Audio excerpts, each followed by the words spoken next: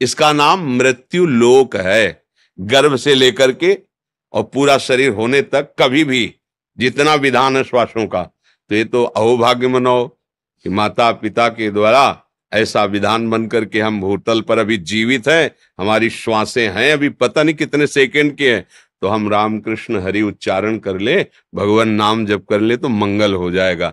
जैसे लोग सोचते हैं कि बालक गर्भ में है, उसको अमुक रोग हो गया, उसने क्या पाप किया है?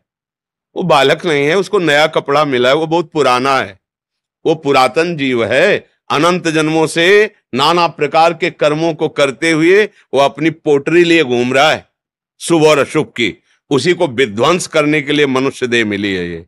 ये जो अवसर मिला है, तभी तो कहा दुर्लभो मानुषो देहो, दुर्लभ बात है। कितना बढ़िया संयोग बना था माँ के गर्भ में, मनुष्य शरीर का हमारा निर्माण हो रहा था। हमारे कर्म इतने नीच थे कि हम माँ के गर्भ से बाहर ही नहीं निकल पाए। खत्म, चल अब दूसरी माँ को स्वीकार कर, कौन सी जीव योनि में भेजेंगे।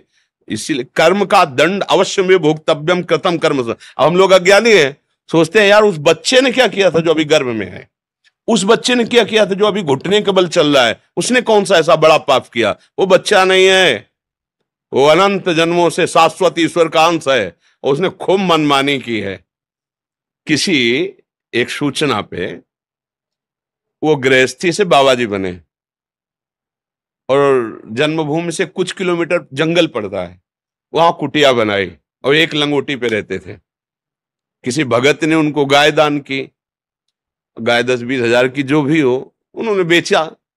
अब शराबियों को पता चला तो पैसा लेने के कारण कहाँ रखा है, उनकी पहले दोनों आंखें निकाली, उनका पेट फाड़ दिया और पेड़ पे टांग दिया उनको, और लूट ले गए।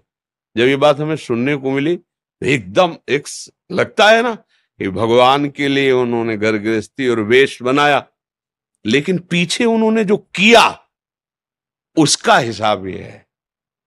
जैसे बचपन से हमें याद नहीं हमने किसी को ऐसे कष्ट दिया हो, बाबा जी है, किडनी दोनों फेल है, डायलिसिस, अभी थोड़ी देर में डायलिसिस में चले जाएंगे। क्या भीष्म जी कह रहे हैं, मैंने प्रभु कई जन्म देखे कि हमने किसी को दंड नहीं दिया, 6 महीने से बाणों की सैया पे पड़ा हूं। भगवान ने कहा कितना देखा? बोले 100 जन्म। बोले और आगे बढ़ो।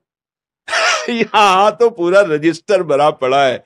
तो ये जन्म जन्मांतरों का जो शुभ और अशुभ कर्म है, उससे कुछ निकाल करके इस देह की रचना होती है। शुभ मानुषो देहो, लेकिन सावधान, देह नाम क्षण भंगिरा, एक क्षण में नष्ट हो जाने वाला है। तो क्या करे? तत्रापि दुर्लभम मन्येत वैकुंठ प्रिय दर्शनम।